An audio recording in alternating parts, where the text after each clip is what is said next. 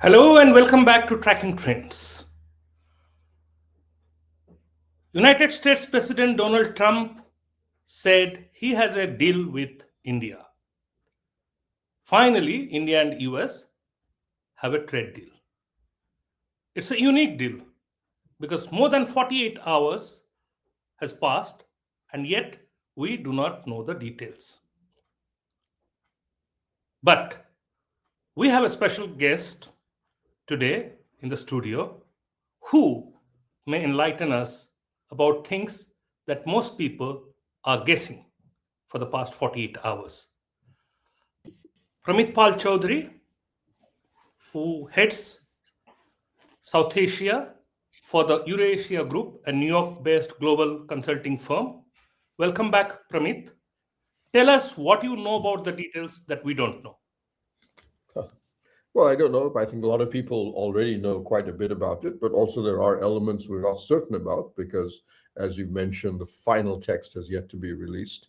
But for what we have understood in the run-up, remember that this deal has now been negotiated and closed at the negotiating table 5 times between roughly May and now. And in the we had President Donald Trump, from what we understand, put his hand on it and said, no, this is not acceptable, and has sent it back for renegotiation. At the 5th round, we had basically come to a text, and again, Trump did not reject it this time, but he added additional demands of his own, personal ones, if you wish. And in effect, we've now been stuck in that loop. And to pressure India further on that point, on these points, he threw in a 25% additional tariff on our imports of Russian oil. That also fed into another thing, which was he was looking for, was trying to force a ceasefire in Ukraine. But basically, that's where he was stood at it by the end of the year.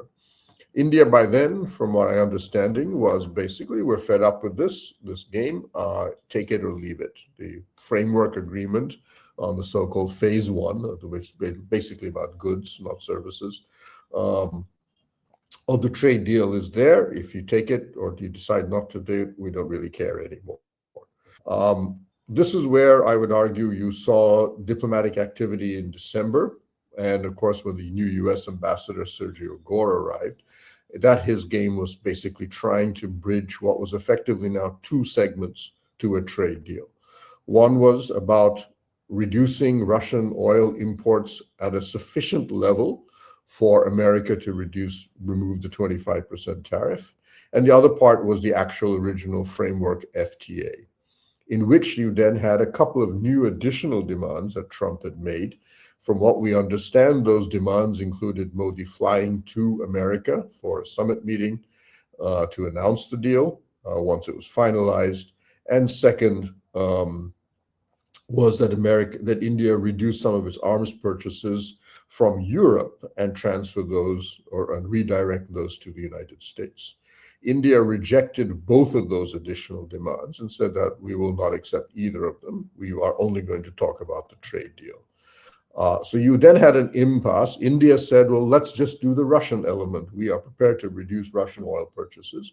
And you saw Vladimir Putin when he came to India in December. He had said, when India briefed him on this, Russia does not have a problem. It is a sovereign decision of India where they want to buy their oil from. So having, in effect, ensured, buffered ourselves geopolitically on that front, we said, let's do that and get a 25% off at least. But America was concerned that if they removed the 25% tariff for Russian oil imports, India would basically say, actually, we don't need the FTA. We'll live with the 25% tariff. Because if you look at the economic figures, India's exports even to America have risen. And the impact of the original 50% tariffs itself was being, to a large extent, not completely, there's some sectoral damage here. Sure. Pramit, hold on there. Let's first get done with the Russian oil part. So what you are saying that India was ready to reduce significantly. We already have Russian oil, and even Putin indicated that he would be fine with it. He can live with it. And also, what we hear from state-run oil companies that their dependence on Russian oil has significantly come down uh, Correct. through 2025. Now, whatever we were importing, and the cutbacks in Russian oil imports, where are we buying that oil now from? Is We it can go all? one. So Sorry. there's no shortage of oil in the world. The world is flush with oil. Mhm, We didn't buy any Russian oil before 2022, not a single barrel. mhm, So we can go back to the traditional. We are buying, we can see increases, particularly from Iraq, Saudi Arabia, UAE, traditional sources of oil. But mhm, we are deliberately diversifying our sources. We have now, as the oil minister Hardeep Puri has said, we have increased, roughly doubled the number of sources of oil that we now. So we get from Latin America, we get from Africa, and we get from even some Central Asian oil is now coming here. But basically, we now get oil from everywhere we can. It is not a problem in terms of supply. As I said, the world, not only oil prices at a rock bottom level, the supply of oil is actually quite easy to get. So but replacing Russian oil has not been a problem. yeah, but what we are substituting Russian oil with, is that as price competitive as Russian oil was or is? There may be about a $5 difference because Russian oil prices have collapsed even further on the announcement that India is going to reduce purchases. So what was used to be about a $5 discount in Russian per oil per barrel is now maybe about $10 for Western Euro medium.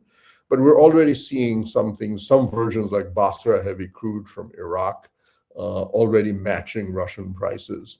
So it Mhm. may be a few dollars extra, but that is not a major, that is something Indian oil companies can easily absorb. We're looking at maybe $5 billion additional cost, maybe, to Russia. And But given that Russian oil is expensive to ship because the ships are basically uninsured, and there are huge cost prices in bringing, financing, shipping Russian oil.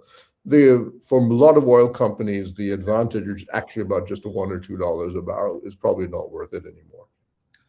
we are buying more from the United States. We have committed to doing so. The problem with America is it doesn't actually have much excess oil, because you have to realize countries all around the world have all scurried to buy American oil. So much American oil is already booked for the Mhm, next few years. What America has or will have in the next few years is a huge amount of excess LNG. That's going mhm, to be probably more likely where we will buy. We've already committed to a couple of contracts on LNG. We were already importing LNG mhm. from the United States, and we will continue to buy more of that. Oil, some will come in from the Gulf of Mexico area, but fundamentally, there isn't that much excess American oil available in the market right now. Trump, in his tweets, in his post, Truth Social post, said India could potentially start buying oil from Venezuela.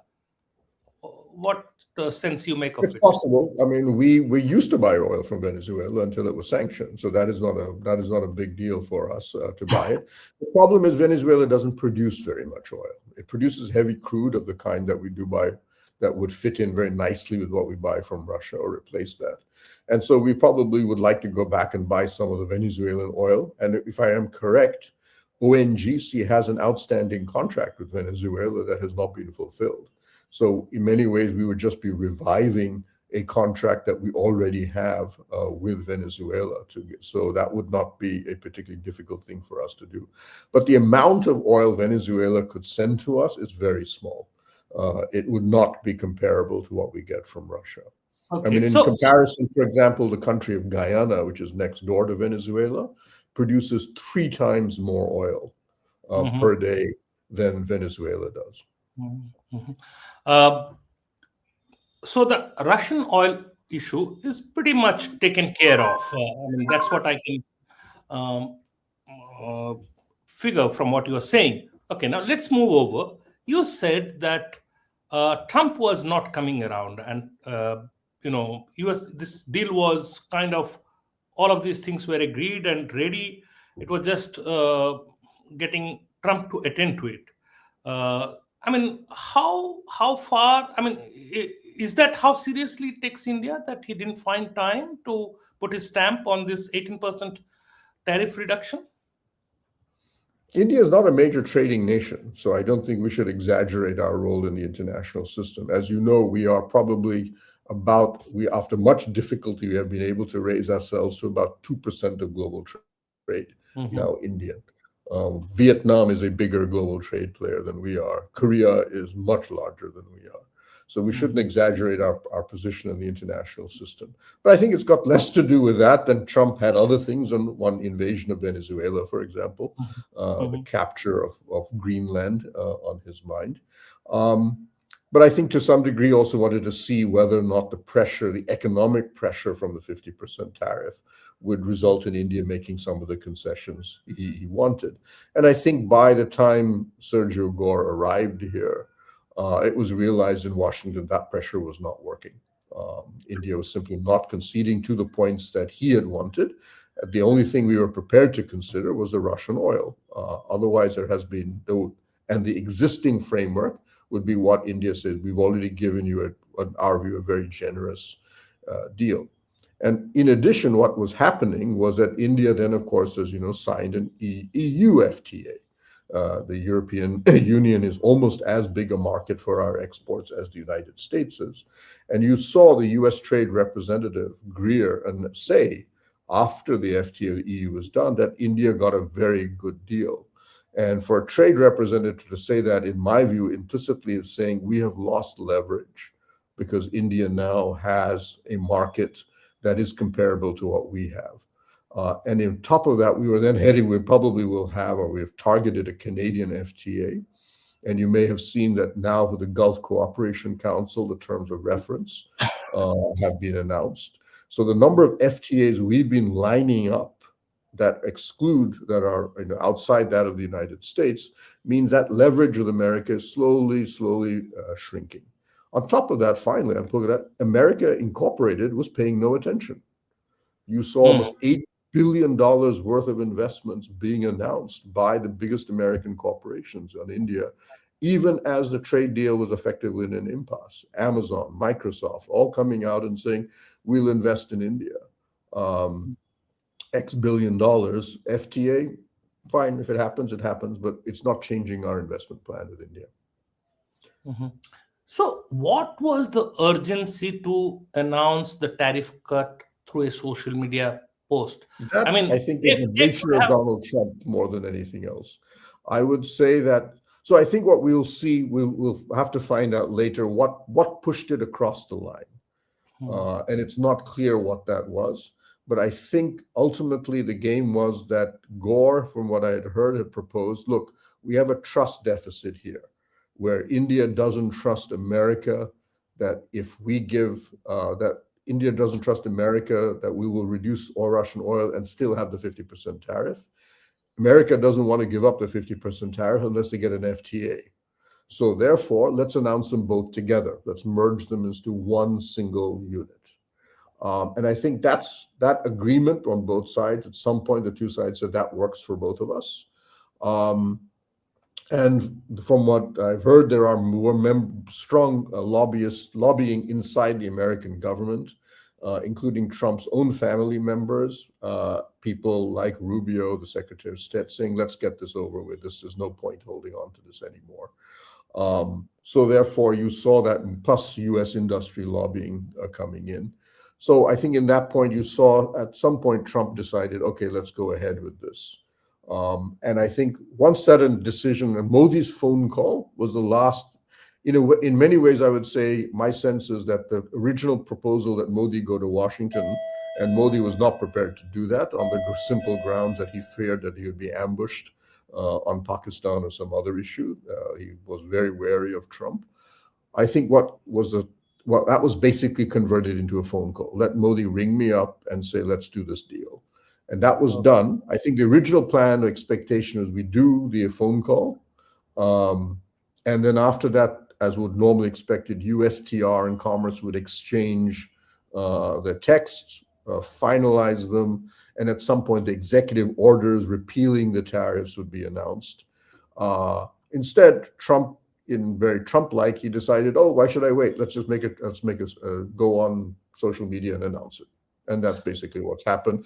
And now we are beginning the process of the documentation and so on. So, when do you think we will get to see a draft?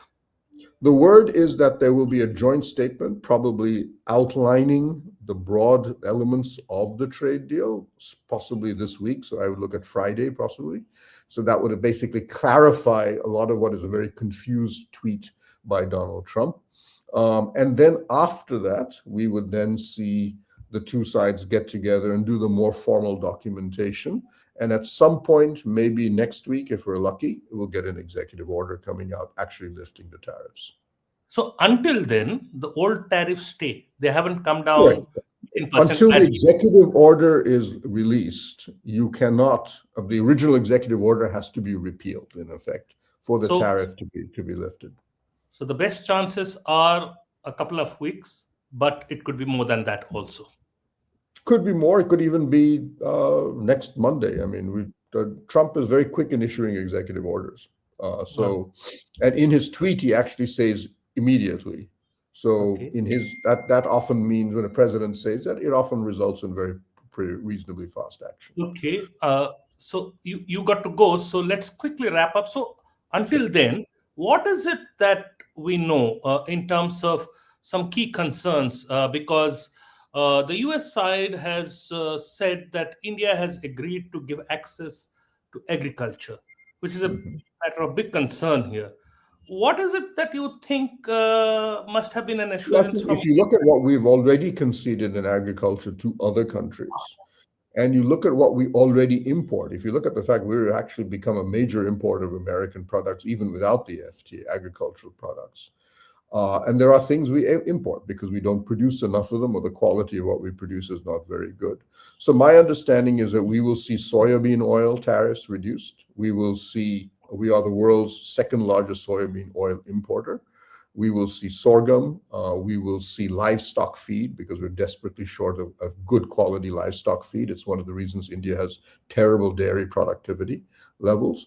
We also import livestock feed for our poultry because we don't generate enough good quality feed for our poultry farmers. We have it already been mentioned earlier that apples and almonds, we are the third largest importer of apples from America in the world. And if you've been to any of our shops anywhere in India, you'll see California almonds are all over the place. And in fact, they are treated as premium almonds in our country because they are actually much better than the ones you get, for example, Iran or Afghanistan. So all of these, we can easily reduce the tariffs because these are products we already import. What I think we will see, though, is trade diversion. In other words, India will look at it and tell Americans that we will reduce the tariff, for example, on soybean oil from America. So the soybean oil we now import from, let's say, Argentina or Brazil will start to come from the United States. So we will see a lot of the imports that we get from other countries shifting to America because of the tariff benefits that we're giving to the United States. Of course, we assume that these countries will come running to us and said, hello, what about us? And we'll say, fine, come and sign an FTA with us. But that'll take a couple of years. So in that meantime, America may have an advantage or it may not. I think a lot of that will be determined by market forces. But overall, I don't see, and we will allow high-end processed food, for example, high-end cheese, because we've conceded that to the EU already. Yeah. And those are niche markets that don't really matter in our. You saw the head of the Amul Milk Cooperative had publicly said, we're not scared of American dairy products because there is no way American yogurt, milk can come to India at a price that is competitive with what Amul does. So I don't think there's a problem. So go ahead. What about GM crops? Genetically So, modified.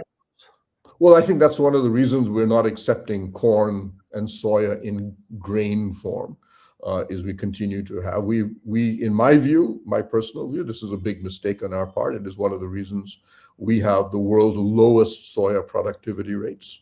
And one of the reasons we have to import huge amounts of soya because our soya is based on a 1970s germplasm that is completely now out of tune with the rest of the planet. Every other soya crop in the world, whether we import from Brazil, Argentina, America, Canada, it is all GM. And I don't see a problem with GM. Mhm. Norman Borlaug, the father of the Green Revolution, that many ways ended famine in India in modern India, was a strong supporter of GM because he argued that the hybrid crops that he had produced for the global south and which we use today were essentially GM as well. There is no difference. And I think the government of India, we've seen the agricultural minister saying gene editing will be allowed. And in my view, the difference between genetic modification and gene editing is really semantics. And it's a technology we should be embracing. It is one of the reasons that we are one of the least productive agricultural nations in the world on an acreage basis, and that needs to change. Last question. The $500 billion number that has left many people puzzled. Trump says India has agreed to buy goods worth of $500 billion. Our current import levels are under 50 billion. How do we increase it tenfold? Or is there something else that he has meant? So, first off, already we've got statements from the administration on the Indian government, and this is over a 5-year period. And what was not clear yet, because as we understand it is goods, but it also says things like technology, which, if that, for example, incorporates in license fees for technology that we use from American companies and services, high-end services that we import, that would then incorporate. We already import goods and services combined $85 billion a year from the United States right now. So we'll have to see. But my sense is that this will incorporate a lot of high-end services, which are technology related. If so, $100 billion is perfectly easy to do for us. And as mentioned, if we incorporate trade diversion, where we start to buy things from America that we used to buy from other countries, going over $100 billion will not be a problem. And over the next 5 years, simply on the basis of the 7% growth we're getting right now, and if you look at the trajectory of even agricultural products that we're importing from America, let alone energy, we will be well over $100 billion a year in goods and service imports from the United States, even without the FTA. So if I were to believe you, India hasn't lost much. In fact, it's a good deal for India. It's in the interest of India. That's what the sense I'm getting from you. Is that right? Well, yeah, Is that because the gains for us are going to be on the other side. One, as I mentioned, FDI flows and FII flows to India have been, well, let's put it in net FDI flows and definitely overall FII flows have been quite negative the past year. One of the reasons, not the only reason, has been the instability in our economic relationship with the United States. America is our largest economic partner by far, our biggest source of FDI, our biggest source of FII, our biggest source of remittances, and a trading partner that now matches China in overall numbers, and by far our largest service market. I mean, on a staggering 70 or 80% level. To stabilize the American economic relationship is absolutely essential if we are able to sustain growth. So that is one element of it, and I think we will start to see at least FDI flows and FII flows start to reverse themselves a bit. There are other macroeconomic requirements. Second, and I think just as important for us, is that we have gotten, and if you look at the pattern in our EU, UK, Australia, GCC or UAE FTAs, is we have demanded very low tariffs and single digits for footwear, textile, apparel, low-end manufacturing goods. Traditionally, those are numbers only given to LDC countries, not to lower middle income countries like ourselves. Those are the big labor-intensive products that we do not manufacture on scale right now. And if we can secure markets, as we have now done with the EU and the Gulf and the United States for those products, what we desperately lack, and in terms of jobs, this is absolutely important, is exactly this: textile, apparel, footwear. We are dwarves in that area. I mean, Bangladesh, Sri Lanka, let alone Vietnam or China, are well ahead of us. This is going to be the big market for job creation for us if we play our cards right over the next 10 years. Thank you, Pramit, for sharing such valuable information and insights with us. Let us wait for the details of the deal to come out. As they say, the devil always lies in the details. And But until then, it is a note of cautious optimism with which we shall end. And we'll hope to see you again back in this Sure. studio. Yeah. Thank you. Thank you. Thank you very much for your time.